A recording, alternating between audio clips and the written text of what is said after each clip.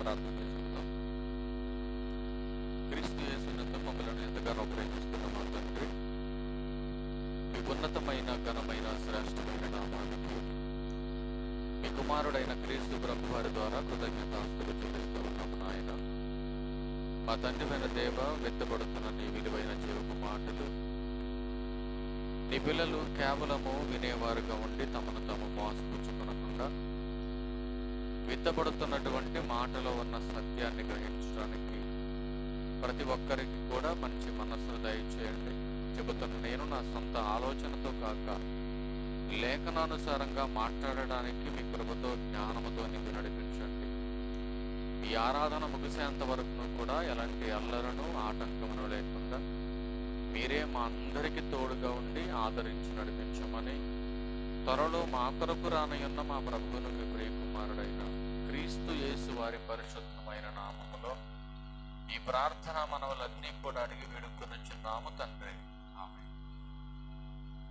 క్రీస్తునందు చేరవచ్చిన ప్రియులైన దేవుని పిల్లలందరికీ మరొకసారి క్రీస్తు పేరట నా ప్రత్యేకమైన వందనాలు తెలియజేస్తా ఉన్నా. ఒక చక్కటి ఆలోచనాత్మకమైన విషయాన్ని ఈరోజు మనం తెలుసుకోవడానికి దేవుడు మంచి సమయాన్ని మనకు ఇచ్చినందుకు తండ్రి అయినటువంటి దేవుడికి కృతజ్ఞతాస్తులు చెల్లించబద్దులపై ఉన్నాం. ఒక ఆలోచనాత్మకమైనటువంటి విషయాన్ని ఈరోజు దేవుని గ్రంథంలో నుంచి మనం పరిశోధన చేద్దాం. చదవబడినటువంటి ఈ 2వ కీర్తనలో ఒక ప్రాముఖ్యమైనటువంటి మాటను మనం చదువుకొని దేవుని వాక్యాన్ని నేర్చుకుందాం. 2వ కీర్తనలో 3వ వచనం. 2వ కీర్తనలో 3వ వచనం. భూరాజులు యెహోవాకును ఆయన అభిషిక్తునికి విరోధముగా నిలబడుచున్నారు. ఏలికలు ఏకీభవించి ఆలోచన చేయుచున్నారు. చాలా జాగ్రత్తగా మనం ఆలోచించవలసినటువంటి టాపిక్. యేసుక్రీస్తు వారు ఈ భూమి మీదకి రావటానికి ముందే సుమారు కొన్ని వందల సంవత్సరాలకు ముందు తండ్రి అయినటువంటి దేవుడు భవిష్యత్తును గురించి వ్రాయించినటువంటి ఒక హిస్టారికల్ చరిత్ర.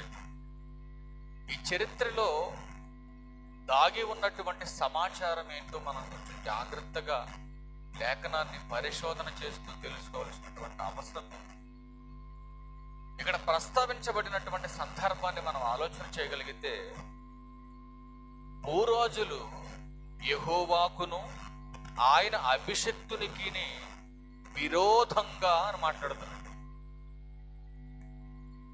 భూరాజులు అంటే ఎవరు? భూమి మీద ఏలేటటువంటి అధికారులు. భూమి మీద ఏలేటటువంటి అధికారులు తండ్రి అయినటువంటి దేవునికి, ఆ తర్వాత రాబోతున్నటువంటి యేసుక్రీస్తు వారికి విరోధులుగా వాళ్ళ పరిపాలన ఉంటుందన్న విషయాన్ని దేవుడు భవిష్యత్తు గురించి ముందుగానే తెలియజేశాడు. ఈరోజు సమాజంలో క్రైస్తవుల మీద జరుగుతున్నటువంటి దాడులు చూసి మనం ఆశ్చర్యపోవడానికి అంత పెద్ద ఆశ్చర్యమేం కాదు ఇది. ఎందుకంటే ఏలేవాడు సరిగా ఉంటే వ్యవస్థ బాగుంటుంది. ఏలేవాడు సరిగా లేకపోతే వ్యవస్థ పాడైపోతుంది. అందుకే దేవుడు ముందుగానే తెలియజేశాడు, భూమి మీద పరిపాలన చేసేటటువంటి ఏలికలుగా ఉన్న వారందరూ ఏకీభవించి, అంటే అందరూ ఎక్కడెక్కడో ఉన్నటువంటి వారందరూ కూడా ఒక్కటిగా ఏకమైపోయి ఏం చేస్తున్నారా అనంటే సాక్షాత్తు దేవుని మీదే తిరుగుబాటు చేసే అంత అధికారంలోకి వెళ్ళిపోయారు.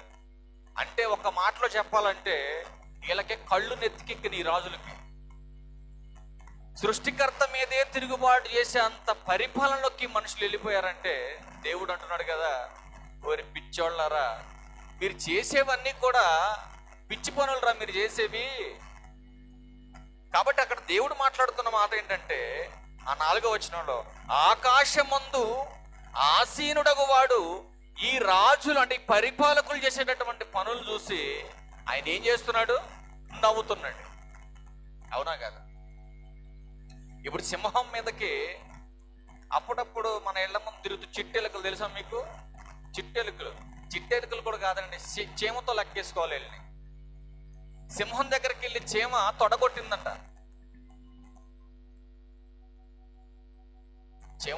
సింహం దగ్గరికి వెళ్ళి తొడగొట్టిందంటే అప్పుడు సింహం ఏమనుకోవాలి? చీమను చూసి మీరు చెప్పండి. సింహం ముందుకు వెళ్ళి చీమ తొడగొట్టింది. ఇప్పుడు సింహం ఏమనుకోవాలి? ఏడ్చేవలే పక్కకు పోండది. అంతేనమ్మా? ఇప్పుడు ఈ భూరాజులు చేసే పరిస్థితి కూడా అలాగే ఉందండి. ఈ చీమ లాంటి మనుషులు సాక్షాత్తు దేవుని మీదే తిరుగుబాటు. అంటే దేవుడు లేడు కదండి, కనపట్టలేదు కదండి, ఆయన మీద తిరుగుబాటు ఏంటని మీరు అనుకోవచ్చు. ఆయన రూపంలో ఉన్నటువంటి ఆయన పిల్లల మీద తిరుగుబాటు చేస్తూ ఆనందపడుతున్నారు. క్రైస్తవ్యాన్ని అంతమొందించేయాలి, క్రైస్తవ్యాన్ని లేకుండా చేయాలి, క్రైస్తవ్యం విస్తరించకుండా చేయాలి. ఈరోజు సమాజంలో చేస్తున్నటువంటి అధికారుల యొక్క అమాయకత్వం అది. చాలా మంది చక్రవర్తులు బైబిల్ గ్రంథంలో మీరు చూడగలిగితే, చాలా మంది చక్రవర్తులు దేవుని పనిని అడ్డగించాలని అపవాది పన్నినటువంటి ఎన్నో పన్నంగాలకు వాళ్ళు బలైపోయారు. కానీ క్రీస్తు సామ్రాజ్య అభివృద్ధిని ఎవ్వడు ఆపడానికి ఎవడంతరం కాదు.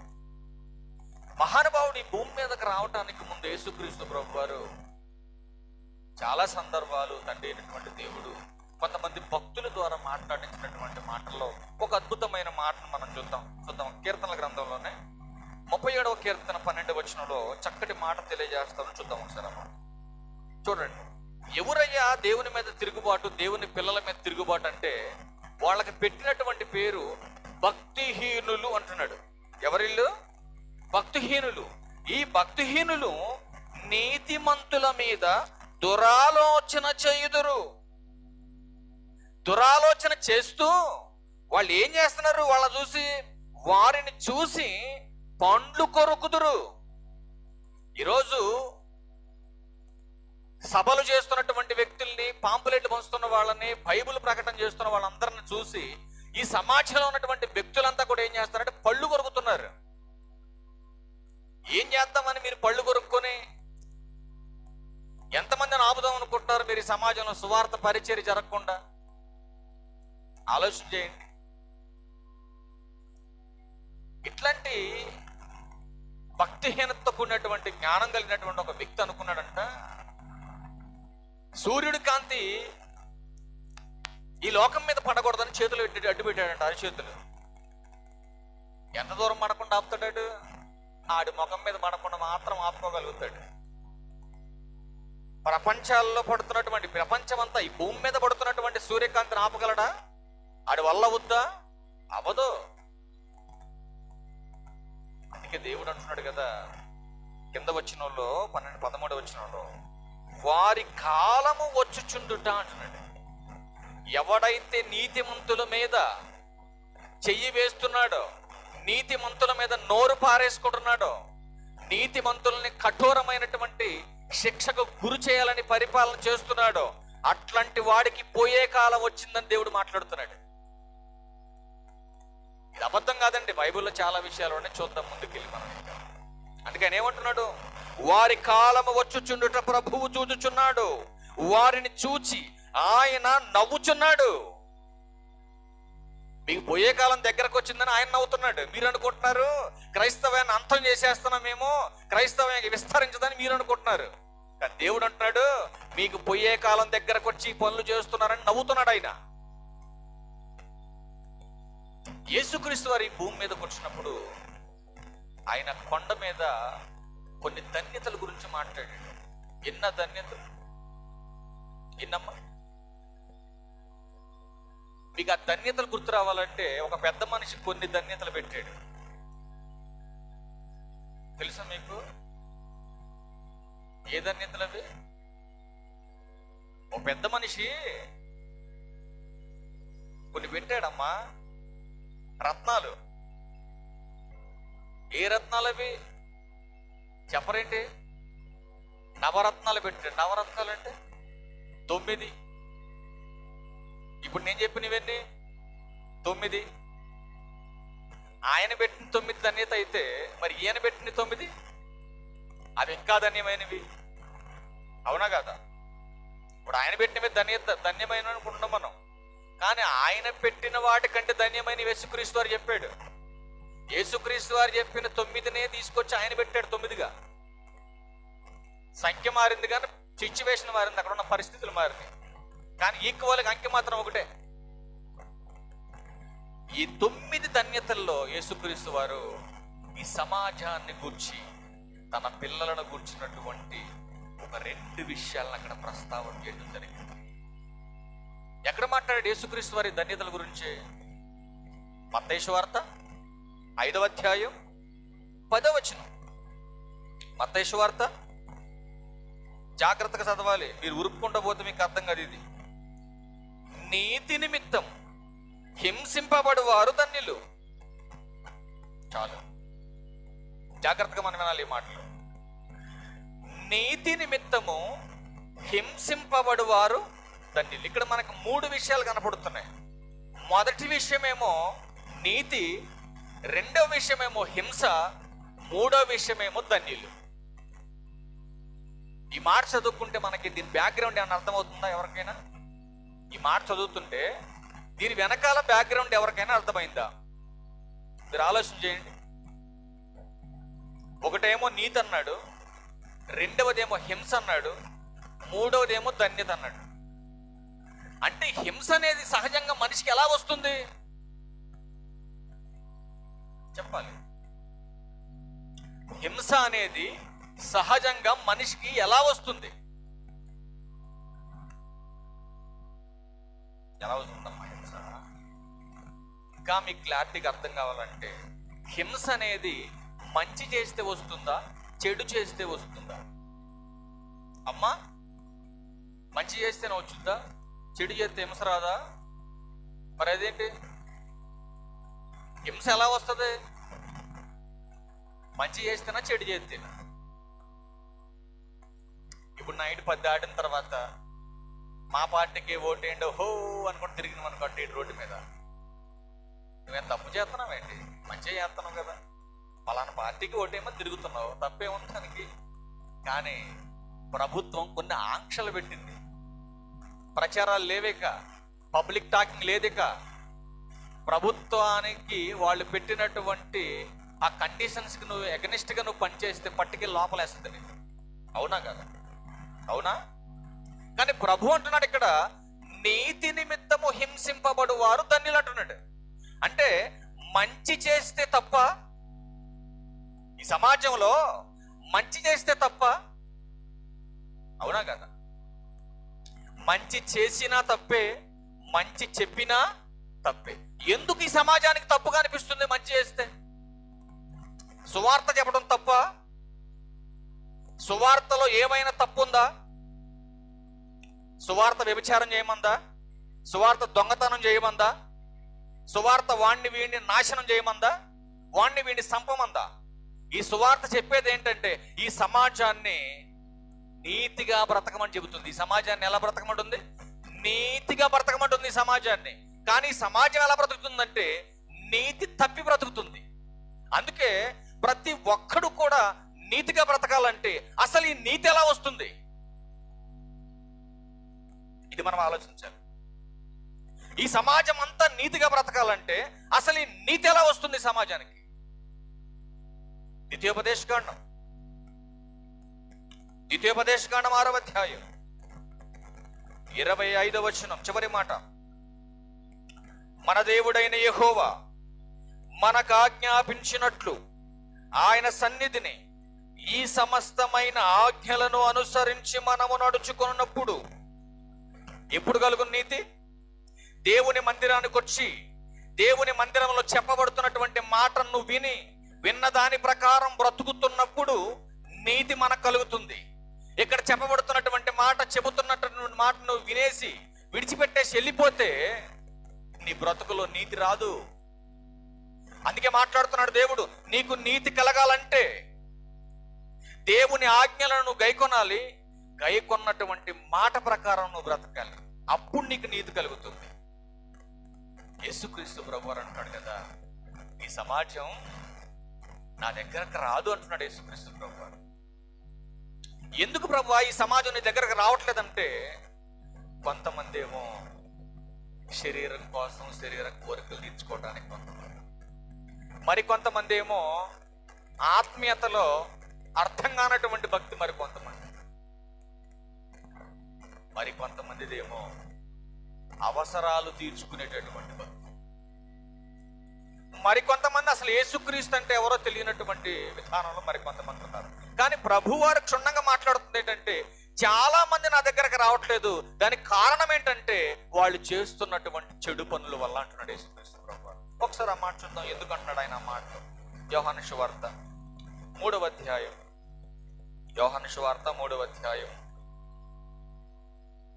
యోహాను సువార్త 3వ అధ్యాయం 19వ మాట చూడండి. యోహాను సువార్త 3వ అధ్యాయం చూడు, ఆయన ఏమంటున్నాడు, ఆ తీర్పు ఇదే, వెలుగు లోకములోనికి వచ్చెను గాని తమ క్రియలు చెడ్డవైనందున మనుషులు వెలుగును ప్రేమింపక చీకటినే ప్రేమించిరి. దేన్ని ఇష్టపడుతున్నారంట మనుషులు? చీకటిని ఇష్టపడుతున్నారు. ఎందుకు మనుషులు చీకటిని ఇష్టపడుతున్నారు? ఏమ్మా, ఎందుకు చీకటిని ఇష్టపడుతున్నారు మనుషులు అనంటే, చెడు కార్యములు చేసేవాడికి అనువుగా ఉంటుంది చీకటి. ఆ చీకటిని ఇష్టపడుతున్నటువంటి వ్యక్తులు వెలుగు దగ్గరకు రావడానికి ఇష్టపడట్లేదు. ఆ వెలుగు దగ్గరకు రావటానికి ఇష్టపడనటువంటి ఈ మనుషులు మాట్లాడుతున్నటువంటి మాటలు అంటున్నాడు కదా ఆయన 20వ వచనంలో, దుష్కార్యము చేయు ప్రతివాడు వెలుగును ద్వేషించును. చూసారు ఏం మాట్లాడుతున్నాడు ప్రభువారు? చాలా చాలా జాగ్రత్తగా ఆలోచన చేయాలి. చెడ్డ పనులు చేసేవాడికి ప్రభు ఆటంకంగా ఉన్నాడు. చెడ్డ పనులు చేసేవాడిని చేయొద్దని ప్రభు చెబుతున్నాడు. చెడ్డ పనులు చేసేవాళ్ళని చేస్తే చస్తారని బైబిల్ హెచ్చరిస్తూ ఉంది. ఇలా చెబుతుందనే సువార్తను అడ్డుకుంటున్నారు ఈ సమాజంలో. బాగా త్రాగేవాడిని బైబిల్ ఏం చెప్పింది? ఇంకా బాగా తాగమని చెప్పిందా? వ్యభిచారించేవాడిని ఏం చెప్పింది? చేస్తే చస్తామని చెప్పింది. అందుకే వాడికి ఎలా ఉంది బోధ అంటే, నేను చేసేది తప్పని బైబిల్ చెబుతుంది, నేను మార్చుకోవాలన్న జ్ఞానం వాళ్ళు లేదు. ఇదిగో నేను చేస్తున్నటువంటి తప్పులను ముందే తెలిసినట్టుగా యేసుక్రీస్తు వారి సమాజానికి నేర్పించేశాడు. ఇదిగో నేను చేసినటువంటి తప్పులు ఈ సమాజానికి బయలుపరచడానికి ముందుగానే రాయించి పెట్టాడు దీంట్లో. కాబట్టి ఆ బోధ నేను వినకూడదు, ఈ సమాజానికి చెప్పనివ్వకూడదని దుష్టుడు కొంతమందిని ఎన్నిక చేసుకున్నాడు ఈ భూమి మీద. వినకూడదు ఈ బోధ. మీరు చూడండి, చాలా చోట్ల ఆరాధన జరగనివ్వరు. ఇక రాను ఆరాధన జరగనివ్వరు. ఎక్కడో ఉండరు వీళ్ళు, ఎక్కడో ఉండరు వీళ్ళు. మళ్ళీ మన సంఘాల్లోనే ఉంటారు ఈ భక్తులు.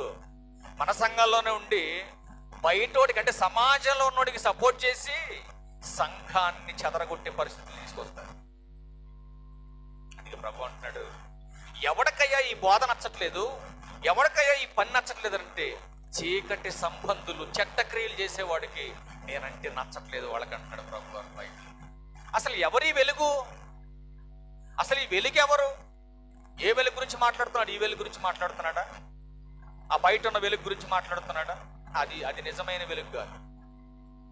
అందుకే మాట ఒకసారి యోహాను సువార్త 1వ అధ్యాయం 5వ వచనంలో,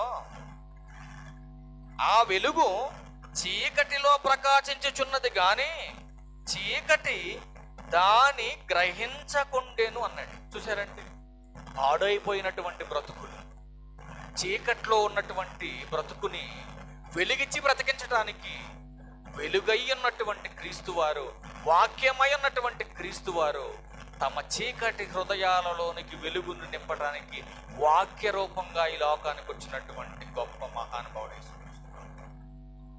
అందుకే నాకు అంటున్నాడు కదా 9వ వచనంలో, నిజమైన వెలుగుండెను. ఏ వెలుగది? నిజమైన వెలుగు. ఈ వెలుగు ఎంతకాలం ఉంటుందో మనకు తెలియదు, ఎప్పుడు ఉంటుందో కూడా తెలియదు, ఎప్పుడు పోతుందో కూడా తెలియదు. కానీ క్రీస్తు వారు చూపిస్తున్నటువంటి వెలుగు అది నిజమైన వెలుగు. అందుకని అంటాడు కదా, ఆకాశము భూమి గతించును, నా మాట గతింపు లేదు, నా మాటకు నాశనం లేదు. అంటే నాశనము కానటువంటిది నిజమైనటువంటిది, శాశ్వతమైనటువంటి వెలుగు ఈ సమాజానికి అవసరమని యేసుక్రీస్తు ప్రభు వారు చెబుతుంటే, ఆ చెబుతున్నటువంటి బోధన అడ్డుకోవడానికి కొంతమంది రాజులు, ఏలికలుగా ఉన్నటువంటి వారు ఏకీభవిస్తున్నారట. ఆ దేశపు రాజు ఈ దేశపు రాజుతో, ఆ ప్రాంతంలో ఉన్నటువంటి రాజు ఈ ప్రాంతంలో ఉన్న రాజుతో, ఏలికలుగా ఉన్నటువంటి వీళ్ళందరూ ఏకీభవించి ఈ పనిని ఆటంకపరచాలి, దీన్ని అడ్డుకోవాలి, జరగకుండా ఆపేయాలి అని భూమి మీద ఉన్నటువంటి చీమల లాంటి మనుషులు వీళ్ళు అనుకుంటే, యోధా గోత్రపు సింహమైన దేవుడు అనుకుంటున్నాడు కదా, మీకు పోయే కాలం దగ్గరకు వచ్చిందని ఆయన అంటున్నాడు. అని ఊరుకోలేదండి, నవ్వుతున్నాడు అలా చూసి. అంతే కదండి, అవునా కాదు? ఇప్పుడు మన ముందే, ఇప్పుడు మన కళ్ళకు కనపడుతున్నాడు కదా సింహం, అక్కడ ఉండి చీమ వెళ్ళి తొడగొట్ట మనం చూసామనుకోండి, మన మన మన పరిస్థితి ఎలా ఉంటుంది అప్పుడు? అసలు చీమ నువ్వెంత ఉండవు, సింహం ఎంత ఉంది, నీ బతుకు నువ్వు తొడగొడుతుంది అని దగ్గరికి నవ్వుతామా లేదా? మనం నవ్వుతామా లేదా? అప్పుడప్పుడు మీ పిల్లలు మీ మీదే సవాల్ చేశారు అనుకోండి, మీకు ఎలా ఉంటుంది? అరే కొడితే మాత్రం మామూలు కూడా అంటాం మనం, అవునా కాదు? మన పిల్లలు అప్పుడప్పుడు మన మీద సవాల్ చేస్తూ ఉంటారు. యూట్యూబ్లో రీసెంట్గా నిన్నే ఒక తల్లి కుక్క పిల్ల కుక్క పిల్లండి, తల్లి చెబుతా ఉంది పోవద్దు అని, ఇది ఇంట్లో పిల్ల కుక్క పిల్ల బర్రని అడుగుతూ ఉంటే నెత్తి మీద ఒకటి దిగింది అంట. ఒకసారి కొడితే ఊరుకుంది, 2 సార్లు కొడితే ఊరుకుంది, 3ఓసారి కొట్టంగానే వాళ్ళ అమ్మను కొరకాలని ఎగురుతుంది ఇలా పైకి. తల్లి కుక్క ఎంత ఉంటుందండి? ఎంత ఉంటుంది? ఆ బుట్ట కుక్క పిల్ల ఎంత ఉంది? గొప్పంతే ఉంది. కొడితే ఎక్కడికి పోతే కుక్క పిల్ల మైండ్ పోతుంది, దాన్ని తల్లి కొడితే దాని నోరు కొరకాలని చెప్పేసి ఎగిరి కొడుతుంది, నోటు మీదకి ఎగిరి. అప్పుడు తల్లి ఏమనుకుంటుంది చూసారా, నా పిల్ల నా అంత అయిపోయింది అనుకుంటుంది. అప్పుడే ఎంత ఉంటుంది అది భూమి మీద, నా పిల్ల నా మీదే తిరుగుబాటు చేసింది అన్నట్టు ఉంటుంది తల్లికి. దేవుడు అంటున్నాడు కదా, ఇదిగో మీకు జ్ఞానం లేక మీరు నా మీద తిరుగుబాటు చేస్తున్నారు. నిజంగా జ్ఞానం మీకుంటే ఏ కొడుకైనా తండ్రి మీద తిరుగుబాటు చేస్తాడా? మీరు చెప్పండి, ఏ కొడుకైనా తండ్రి మీద తిరుగుబాటు చేస్తాడా? బ్రతుకునిచ్చి బ్రతకమని బ్రతికిస్తున్నటువంటి దేవుని మీద తిరుగుబాటు చేస్తున్నారు. వాళ్ళని అన్నాడు కదా దేవుడు, పాపిష్టి జనం మీరు. ఏ జనం? పాపిష్టి జనం. పాపులేనండి తిరుగుబాటు చేసేది, పరిశుద్ధులు ఎవడు తిరుగుబాటు చేయడు. ఎంతో మందిని బట్టలోడదీసి తిప్పుతున్నా ఎవడైనా నోరు తెరిచి మాట్లాడా పరిశుద్ధుడు? ఎంతో మంది స్త్రీలను నగ్నంగా తిప్పారు రోడ్ల మీద, ఏ స్త్రీ అయినా కత్తి పట్టుకొని తిరిగింది ఎక్కడైనా? ఎంతో మందిని కొట్టారు, ఎంతో మందిని చంపారు, అయినా ఒక్కడు కూడా నోరు తెరవల. ఎందుకని తెలుసా? మేము ధరించింది, మేము నమ్ముకుంది నిజమైనటువంటి దేవుడు.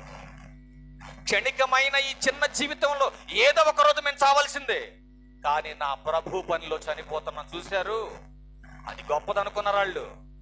దానికోసమే ఎవరి మీద తిరుగుబాటు చేయలేదు. ఈరోజు అక్కడక్కడ తిరుగుబాట్లు జరగటానికి, అక్కడక్కడ క్రైస్తవం మీద విస్తారణంగా దాడులు జరగటానికి ముఖ్యమైన ఉద్దేశం ఏంటి చెప్పమంటారా క్రైస్తవులందరికీ? ఏమనుకుంటున్నారు మీరు? క్రైస్తవ్యంలో యూనిటీ లేకపోవటం, క్రైస్తవ్యంలో ఏకత్వం లేకపోవటం. ఈ సంఘానికి హింస వస్తే ఆ పక్కనే ఉన్న సంఘం అనుకుంటుంది, ఆ దానికి హింస వస్తే మాకేంటి అనుకుంటుంది. ఒక కోతిని లారీ కొట్టిందని చెప్పేసి అండి, దాదాపు 2000 నుంచి 5000 వరకు కోతులండి. ఒక కోతిని లారీ కొట్టింది, ఆ లారీని కదలకుండా దాదాపు 4-5 గంటల సేపు ఆ సైన్యం మొత్తం రోడ్నంతా బ్లాక్ చేసేసినాయండి కోతులన్నీ కలిపి. మేమనుకున్నాం కదా, ఏంటి ఇంత ట్రాఫిక్ అయింది, ఏమి యాక్సిడెంట్ జరిగిందప్పా అని చెప్పేసి ఆశ్చర్యంగా లారీలో నుంచి గబగబ కిందకు దిగి ఏం జరుగుతుంది ఎదరని చెప్పి గబగబ పరిగెత్తుకొని ముందుకెళ్ళి చూస్తే మొత్తం జనం కూర్చున్నాయండి, మొత్తం కోతులన్నీ దాని మీద రోడ్డు మీద. ఆ రోజుల్లో నా దగ్గర ఫోన్ లేదు కానీ అది వీడియో తీసుకుంటుంటే, నిజంగా ఒక జంతువులకు ఉన్న యూనిటీ మనుషుల్లో లేదండి. ఉందా?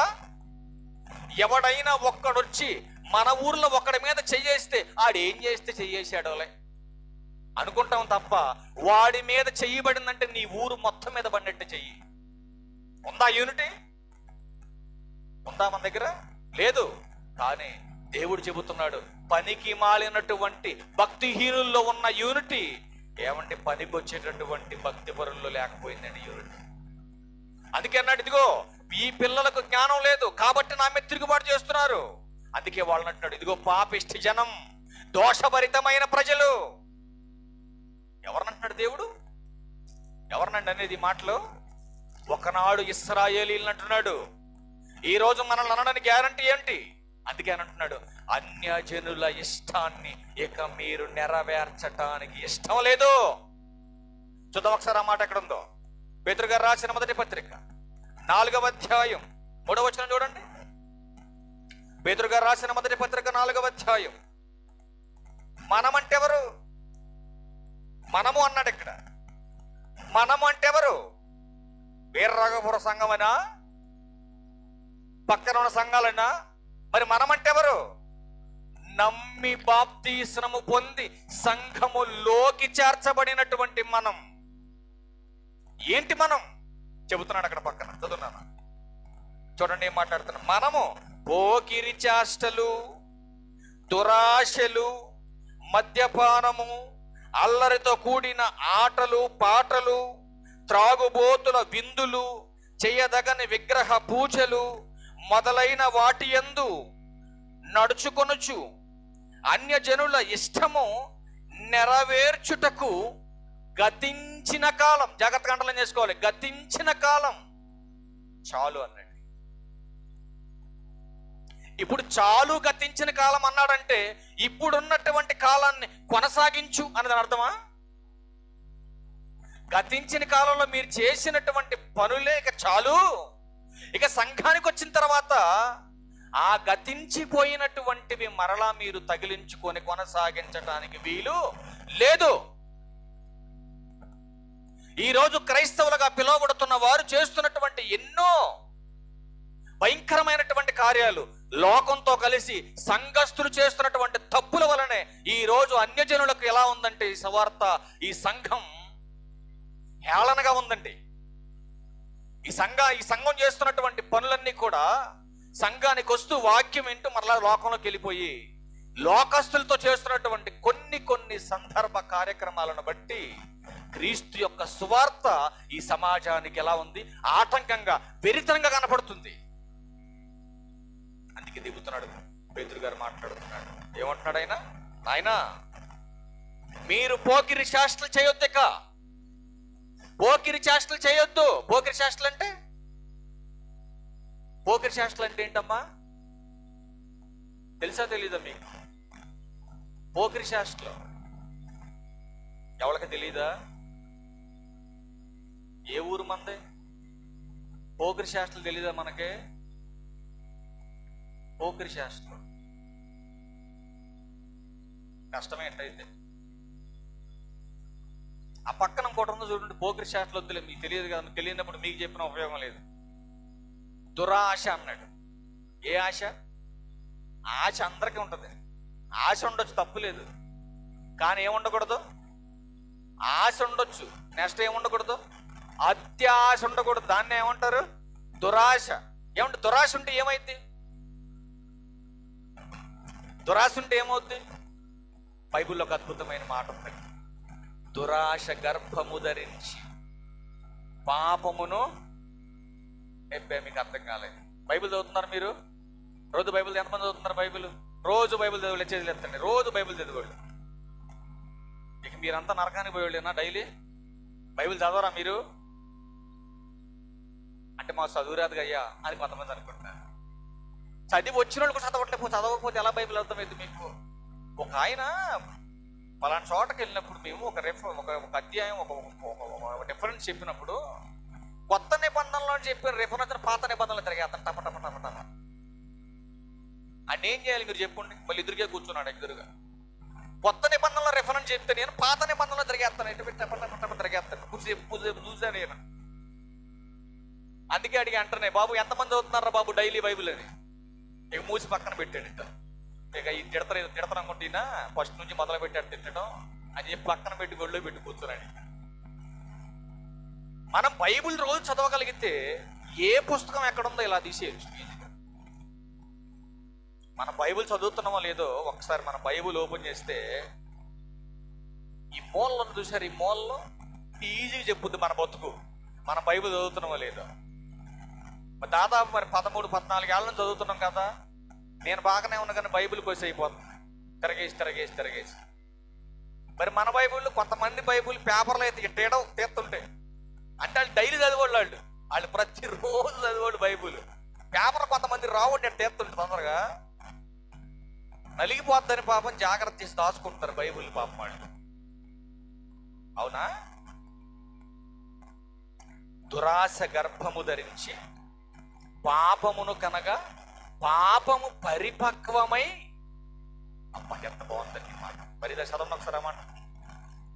యాకోబు గారు రాసిన పత్రిక చదువు తల్లి, తీసేవగా చదువు. దురాశ గర్భము ధరించి పాపమును కనగా పాపము పరిపక్వమై ఏం కంటుందండి? మరణము కంటుంది. ఇప్పుడు ఆశ గురించి మాట్లాడుతున్నాం కదా మనం. ఇప్పుడు ఆశ ఉండడం తప్పులేదు. అత్యాశ గనక నీలో ఉంటే నువ్వు ఖచ్చితంగా చస్తావని బైబిల్ చెప్పింది. అవునా కదా? ఏంటి ఆశ? ఏంటి ఆశ? 100 రూపాయలు పెట్టుబడి పెట్టి 1,00,000 రూపాయలు తెచ్చుకోవాలనేది ఆశ. కొన్ని వేల కోట్ల రూపాయలు ఇచ్చినా కానీ క్రీస్తు వారిని మనం కొనలేం, మన సొంతం చేసుకోలేం అసలు. కానీ 30 వెండి నాణాలకు ఒక దుర్మార్గుడు అమ్మేసుకున్నాడు ఆయన్ని. అమ్ముకోవడానికి నీ ఇంట్లో ఉన్నటువంటి జంతువు అనుకున్నవా, నీ ఇంట్లో ఉన్నటువంటి మనిషి అనుకున్నవా? యేసుక్రీస్తు ప్రభు వారు తీసుకుపోయి యేసుక్రీస్తు వారు ఏం చేశాడు? ఇస్కరియోతు యూదా 30 వెండి నాణాలకు అమ్మేసుకున్నాడు. మరి దీన్ని ఏమంటారు? ఆశ అంటారా? ఏమంటారు చెప్పాలి మీరు? అత్యాశ. ఇది ఏం చేసింది అత్యాశ? ఇస్కరియోతు యూదాని చంపేలాగా చేసేసి. అందుకే మాట్లాడుతున్నాడు, అన్యజనుల ఇష్టాన్ని నెరవేర్చటానికి గతించిన కాలం మీరు పడినటువంటి కష్టాలు, ఆ బాధలు ఇకొద్దు మీకు. వాటి వల్ల మీకు ఒరిగిందేమి లేదు. వాటిని విడిచిపెట్టండి. ఇక మద్యపానం. ఈరోజు సంఘానికి వస్తున్నటువంటి ఎందరో నీతిమంతులు మద్యానికి అలవాటు పడిపోయి నాశనానికి వెళ్ళిపోతున్నారు అందరూ. ఏం తీసుకొచ్చి పెడతా నీకు ఆ మద్యం? దానివల్ల మేలుందనుకుంటే రా, 6 దాటాక నా దగ్గరికి రా. ఏమన్నా మేలుందా దానివల్ల నీకు? లేదు. ఎంతో మంది బాప్తిస్నాలు తీసుకొని మన దగ్గర వీర్రాఘపురంలోనే చాలా మంది కొద్దిగా కూడా జ్ఞానం లేకుండా చుట్ట తాగుతున్నారండి. కొంచెం కూడా భయం లేదు మీకు. మీరు అనుకుంటున్నారు నా చుట్ట నా ఇష్టం అనుకుంటున్నారు. మీరు ఆలోచన చేసుకోండి. మీ చుట్ట తాగోళ్ళు, మందు తాగోళ్ళు అందరికీ హెచ్చరిక చేస్తున్నా, గుర్తుపెట్టుకోండి. మీరు బాప్తిస్మం పొందారు. మీరు మోసం చేస్తుంది సేవకుని కాదు, సంఘాన్ని కాదు, సాక్షాత్తు జీవం కలిగిన దేవుణ్ణి. ఆయన చేతిలో పట్టారు ఒకరోజు మీరు. దానివల్ల ఒరిగేది ఏమి లేదు నీకు. ఆలోచన చేసుకో. అందుకేమన్నాడు? మద్యపానం ఆరోగ్యానికి. ఎవరు చెప్పారు ఈ మాట? ఏమ్మా ఎవరు చెప్పారు ఈ మాట? మద్యపానం ఆరోగ్యానికి హానికరం. బాటిల్ మీదే ఉంటుందండి. ఆ తాగే బాటిల్ మీదే. ఆ దుకాణం కాడ ఒకరోజు దుకాణం దగ్గర ఆగి చూశాను నేను. అప్పుడప్పుడు ఒక ఆయన అంటూ ఉంటాడు, అమ్మి వాడే రాస్తాడు రా కొటేషన్ అక్కడనంటే, పోత దారిలోకి బండి ఆపి చూసింది. చూస్తే నిజంగానే రాసింది అక్కడ, మద్యపానం ఆరోగ్యానికి. అవ్వ తెలుగులో రాశాడండి. మళ్ళీ కొద్దిగా జ్ఞానం లేకుండా అక్కడే తలగా ఉంచుకొని, అది చూడరా అనుకుంటా, తలగా ఉంచుకో లోపలికి వెళ్తాం. బాబు ఒకటి ఇచ్చేయమ్మా, తీసుకొని వెళ్ళిపోతాయి. రాత్రి 10ంటికి పడుకున్నాడండి రోడ్డు పక్కన. రాత్రి 10ంటికి రోడ్డు, మేము అనుకోని ఏదైనా బుద్ధి వెళ్ళిపోయిందాం అనుకుని బండి ఆపి, ఏ పెద్ద ఆయన ఏంటి ఇక్కడ పడుకున్నావు అంటే, వెళ్ళు అన్నాడు. పొద్దున్నే వచ్చి చూస్తే లేడు అక్కడ. నా వెనకాల ఆడికి మందుకి పోయి పడిపోయాడు. ఆడికి ఇంటికి వెళ్ళటం తెలియక పడిపోయాడు, మందుకి పోయిపోయి తెల్లారపాడి దిగింది వెళ్ళిపోయాడండి అన్నాడు ఆయన. ఎందుకు ఆ బతుకు అవసరం? అది ఆలోచన చేయండి. అందుకే ప్రభు అన్నాడు, ఏమంటాడు అక్కడ? మద్యపానం, అల్లరితో కూడిన ఆటలు పాటలు. ఏమండి ఈరోజు ఎంతమంది క్రైస్తవులు ఈ ఆట పాటల్లో ఇన్వాల్వ్ అయ్యారు మీరు ఆలోచించండి. ఈ గత నెల రోజుల నుంచి ఎంతమంది ఆటపాటల్లో పాల్గొన్నారు చూడండి. అభిమానం మీ అందరికంటే ఎక్కువ ఉంది. 100 మందిని తీసుకెళ్లి ఓటేపిస్తానని కూడా వాగ్దానం చేసి కొంతమందికి ఆడవాళ్ళంతా కలిపి నన్ను మోసం చేశారు. నేనేమో చర్చి బిల్డింగ్ తరపున 100 మందిని తీసుకెళ్లి ఓటేపిస్తానని నేను తీసుకుపోతే ఈ ఆడవాళ్ళంతా కలిపి నన్ను మోసం చేశారు. అప్పుడు అనుకున్నా, దేవుడా ఈ సమాజాన్ని మార్చగలిగేది నువ్వే నాయన, మనుషులుగా మేము మార్చలేము వెళ్ళని ఆడవాళ్ళని. అవునండి. అందుకే దేవుడు అంటున్నాడు, అల్లరితో కూడిన ఆటలు పాటలు క్రైస్తవుడుగా నీతిమంతుడుగా నీకు తగదరయ్యా అని చెబుతున్నాడు ఆయన. నెక్స్ట్ మాట ఏముంది? కింద మాట చూడండి, త్రాగుబోతుల విందులు. ఎవడో మందు పార్టీ చేసుకుంటే నీకేంటి అక్కడ పని? నీకు అవసరం అది? నన్ను రమ్మని దాదాపు 10 కాల్స్ వచ్చినాయి నాకు ఈ వారం రోజుల్లో. నన్ను రమ్మని 10 కాల్స్ వచ్చాయి. ఒకడన్నాడు ఒక బాక్స్ పంపిస్తున్నాం అన్నాడు ఇంటికి. దేనికి బాబు అన్నా నేను. ఏంటి అది, బలానికి ఏమన్నా తానికి ఏంటి బాక్స్ పంపించడానికి అడిగాను నేను. అన్నా మీ వీధుల మొత్తానికి అన్నాడు. వీధుల మొత్తానికైతే నువ్వు తీసుకెళ్తే తాగి ఆడు నువ్వు కలిసి ఊరేగి సావుండని చెప్పాను. నాకెందుకది? ఇప్పుడు వాడెవడో చేసుకున్నప్పుడు నాకెందుకు ఇన్వాల్వ్మెంట్? నేను చేయాల్సింది కొన్ని ఉంటాయి, అవి చేస్తాను. నేను చెప్పాల్సింది కొన్ని ఉంటే అవి చెప్తాను. నేను లోక సంబంధమైన వాటిలో ఇన్వాల్వ్మెంట్ అవ్వడు వెంకటేశ్వరరావు అనేవాడు. ఏది వాక్యానుసారంగా ఉంటే అది చేస్తాను నేను, ఏది వాక్యానుసారంగా ఉంటే అది చెప్తాను నేను. నాకు అవసరం లేకపోతే అసలు నేను మాట్లాడను, నాతో మాట్లాడదని చెప్తాను నేను. అంతే ఉంటే మాట. దేవుడు అంటున్నాడు త్రాగుబోతుల విందులు అన్నాడు. నువ్వు పాల్గొన్న చాటుల్లో, నువ్వు పాల్గొన్న కూడా దాంట్లో మొహమాటం లేకుండా చెప్పేయాలి. దాంట్లో తప్పులేదు. నేను తాగను, తాగుబోతుల విందులతో నాకు సంబంధం లేదు. మొదటి కీర్తనలో ఒక మాట అన్నాడండి. మొదటి కీర్తనలో ఏమంటున్నాడు? వాళ్ళు దుష్టులైనప్పుడు ఆడి దగ్గర నీకు పని ఏంటి? అపహాసకులు కూర్చున్నారు, తాగుతారు, వాళ్ళ ఇష్టానుసారంగా నవ్వుతారు, వాళ్ళ ఇష్టానుసారంగా జోకులు వేస్తారు, వాళ్ళ ఇష్టానుసారంగా సెటైర్లు వేస్తారు. వాళ్ళ దగ్గర నీకు పని ఏంటి? నీకేంటి పని వాళ్ళ దగ్గర? నువ్వు కూర్చోకూడదు వాళ్ళ దగ్గర. అందుకే నెక్స్ట్ కిందకు వచ్చేసరికి అంటున్నాడు కదా, చెయ్యదగని విగ్రహ పూజలు. క్రైస్తవుడవైన నీవు ఏ విగ్రహానికి సాగిలపడకూడదు, ఏ విగ్రహానికి నమస్కారం పెట్టకూడదు. పెట్టొచ్చా అండి? ఒక సిఎస్ఐకి వెళ్ళేటటువంటి పర్సన్ ఒకరోజు మేము హోటల్కి టిఫిన్కి వెళ్తే అక్కడ వాడికి ఒకప్పుడు మారు మనసు పొందక వాడి ఇష్టదైవం, వాడి విలవేల్పు అనమాట. అది వెంటనే అక్కడికి వెళ్ళగానే తక్కువని దర్శనం కలిగింది. అది కంటికి కనపడంగానే వెంటనే ఏం చేశాడంటే ఇలా అన్నాడు, జాగ్రత్తగా ఇటు చూడాలి మీరు, ఈ ఊరు వాళ్ళే కాళ్ళు, ఇటు చూడు, నాకెళ్ళి చూడండి. చర్చిలోకి అంటే సంఘంలోకి చేర్చబడక ముందు ఆడొక దేవుణ్ణి కొలిచేవాడు. వాడికి ఇష్టమైనటువంటి దైవం అది. ఎప్పుడైతే మారు మనసు పొంది సంఘానికి వెళ్తున్నటువంటి వ్యక్తి ఎప్పుడైతే సడన్ గా వేరే ప్రాంతానికి వెళ్ళాడు, ఆ ప్రాంతానికి వెళ్ళి టిఫిన్కి వెళ్ళినప్పుడు ఆ టిఫిన్ షాపులో ఉందండి ఆ బొమ్మ. ఈ వెంటనే లోపలికి ఎంట్రీ అవ్వంగానే ఆ బొమ్మను చూడంగానే వెంటనే ఇలా చూసి ఇలా అన్నాడు. నేను అడిగాను అన్నమాట, దగ్గర కూర్చున్న తర్వాత, అన్న లోపలికి వచ్చేటప్పుడు ఇంత అనుకోని వచ్చేవి ఏంటనంటే పలానా దైవం అక్కడ కనపడింది, ఎందుకని చేయి ఆటోమేటిక్గా గుండె మీదకి వెళ్ళిపోయింది అన్నాడు. నీ గుండెల్లో ఉండవలసింది అది కాదు, మరి ఏముండాలమ్మా? ప్రభువారు అన్నాడు, ప్రతి వాని హృదయపు తలుపు నేను తట్టుచున్నా, ఎవడైతే నా స్వరము విని తలుపు తీస్తాడో వాడి దగ్గరకు నేను వస్తా అని చెప్పాడు ఆయన. అది చెప్పలేదు, అసలు దానికి జీవం లేదు. కానీ నువ్వు చెప్పే ప్రతి మాట జీవం కలిగిన దేవుడు వింటున్నాడు. నిర్జీవమైన విడిచిపెట్టక మారు మనసు పొందావు కదా, మారు మనసు పొందినటువంటి నీకు నిర్జీవమైన నాతో పనేంటిక నీకు ఇడిచిపెట్టు. ఆటోమేటిక్గా ప్రతిరోజు చేసే పనిలో పొరపాటును వచ్చేసింది తమ్ముడు అన్నాడు. పొరపాటును కూడా తప్పు చేయొద్దు. అందుకే క్రైస్తవుడవైన నీవు, నీతిమంతుడైనటువంటి నీవు పొరపాటును కూడా హింసింపబడేటటువంటి వాటిలోకి వెళ్ళిపోకూడదు. అందుకే మరొక అద్భుతమైనటువంటి మాట ప్రభువారు మాట్లాడుతున్నటువంటి మరొక మాట చూస్తే లోకాసు వార్త 17వ అధ్యాయం 25వ వచనం అంటున్నాడు కదా ఆయన. లోకాసు వార్త 17వ అధ్యాయం 25వ వచనంలో క్రీస్తు వారి యొక్క హింసను గురించి ప్రభువారు చక్కగా తెలియజేస్తున్నటువంటి మాట. అయితే ముందుగా ఆయన అనేక హింసలు పొంది ఈ తరము వారి చేత ఉపేక్షింపబడవలెను. ఉపేక్షింపబడటం అంటే అర్థం ఏంటమ్మా? సమాజం అంతా కూడా క్రీస్తుని వద్దనుకుందండి ఆ రోజుల్లో. కానీ ప్రభు మాత్రం ఈ సమాజం అంతా నాకు కావాలంటున్నాడు ప్రభువారు. ఎందుకు? పాపులను రక్షించటానికి నేను రక్షకుడికి లోకానికి వచ్చాను ప్రభు చెబుతుంటే వీళ్ళందరూ అంటున్నారు, నువ్వు ప్రత్యేకంగా పాపుల కోసమే పుట్టావు, పాపుల్లోనే బ్రతుకుతున్నావు, కాబట్టి పాపివైన నీవు మాకు అక్కర్లేదంటున్నారు వీళ్ళంతా కూడా.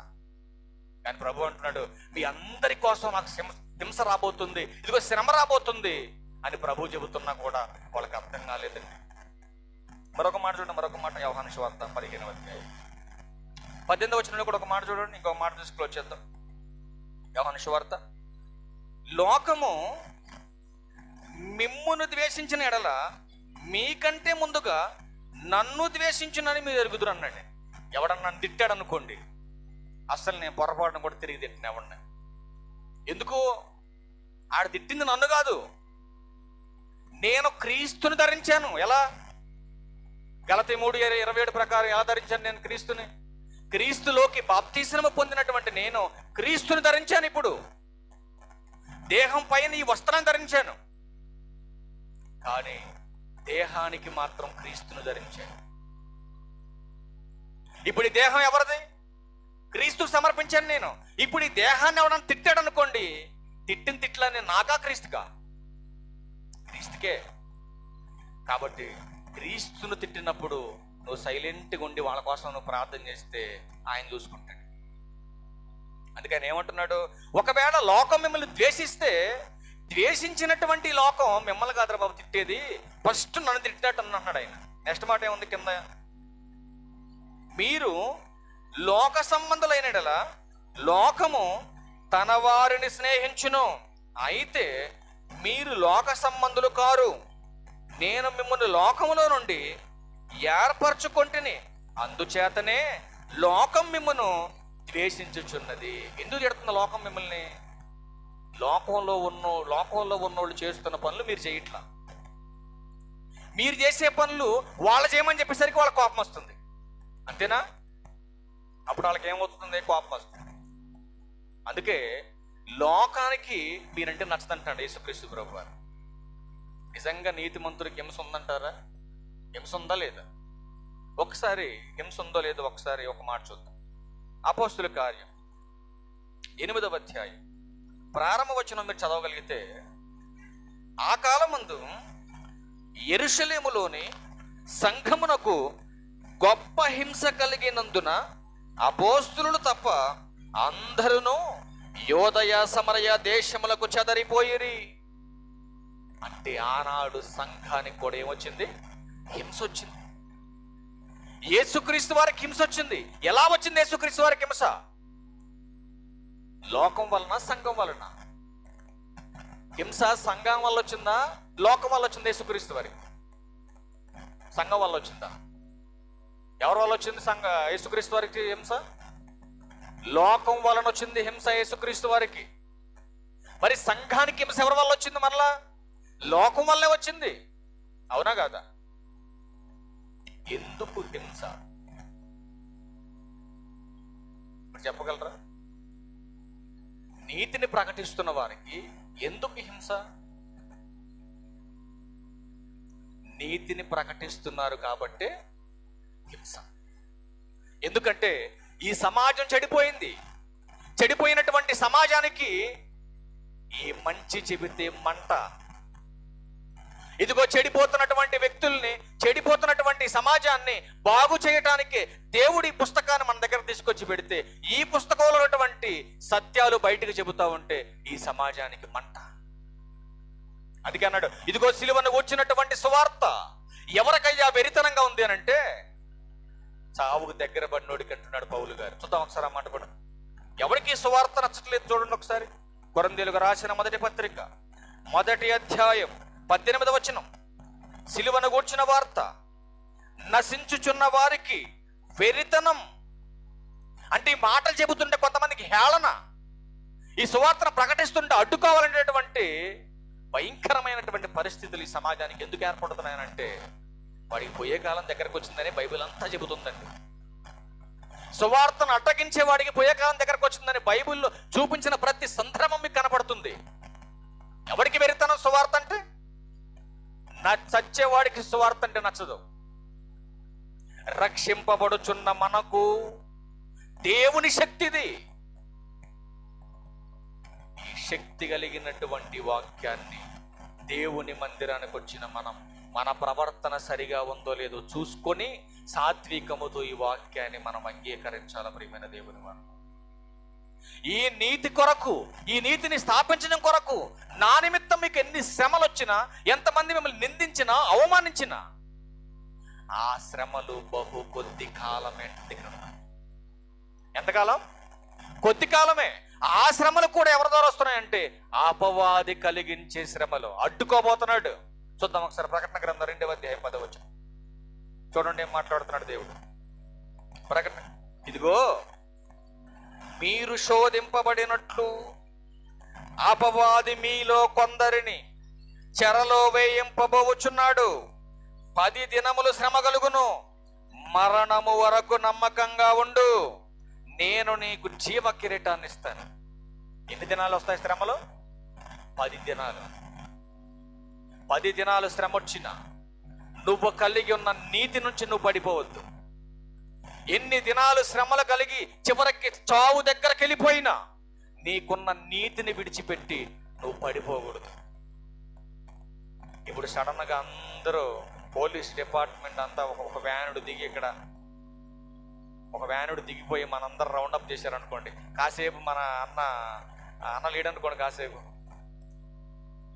పక్కన పెడదాం అన్నయ్యని, రాజారావు అన్న కాసేపు పక్కన పెడదాం. ఇప్పుడు పోలీస్ బెటాలియన్ మొత్తం దిగిపోయి రేపు నుంచి ఎవడైనా మందిరం ఓపెన్ చేసిన బైబుల్ పట్టుకున్న తోటాల గుండెల్లో దిగితే అని పెట్టారనుకోండి, ఏం చేస్తారు మీరు? ఏం చేస్తారమ్మా? ఏం చేస్తారు? అసలు వాళ్ళు మా ఊరు వచ్చేది లేదు, ఆ తుపాకులు పెట్టేది లేదు, ఇది జరిగేది కాదు. అదేగా మన ఆలోచన. ఒకవేళ జరిగితే ఏం చేస్తారు మీరు? అసలు నా పేరేంటో ఏమనుకున్నారు తెలుసా మీరు? అసలు నేను క్రైస్తవరాలనే కాదు, అసలు నేను గుడికి పోను. నా పేరు ఏం పేరు అనుకున్నారు? పిచ్చి మొహల్లారా. మీ దేవత పేరే నా పేరు, మీ దేవుడి పేరే నా పేరు. నేనెట్ట క్రైస్తవరాలు అవుతా? అవునా కాదా? అప్పుడు వాళ్ళు కూడా అనుకుంటారు పిచ్చి మొహోళ్ళు. బైబుల్లో ఈ పేరు ఉందా? లేదు. మరి ఏది దేంట్లో ఉంది?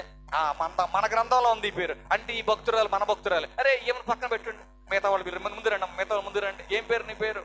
ఎస్తేరా. అమ్మ దొరికింది, బైబుల్లో ఉంది ఎస్తేరు. నువ్వు ఈ పక్కకుండమ్మా కాసేపు. ఇప్పుడు ఆ షట్రకు మెషకు వచ్చినటువంటి అభ్యర్థికి వచ్చినటువంటి పరీక్షలు మనకు వచ్చినాయి అనుకోండి, ఎంతమంది పాస్ అవుతారు ఈ పరీక్ష? హింస వస్తుంది అన్నాడు. ఎవరికి వస్తుంది హింస? నీతి. ఈరోజు మనల్ని ఎవరు తిట్టట్లేదు, మనల్ని ఎవరు పొగట్లేదు, ఎవరు కూడా మనల్ని ఏమనకుండా జైలు కొడుతున్నారు అనుకోండి, అది నీతి కాదు. జైలు కొట్టేది నీతి కాదు, పొగిడించుకునేది నీతి కాదు. అపోస్తులకి ఎక్కడ జరగలేదు. ఎవరు పూలదండలేదు, ఎవరు పానుపులు చల్లలేదు. వాళ్ళకంతా హింస హింస హింస హింస, చనిపోయేంత వరకును కూడా హింసే.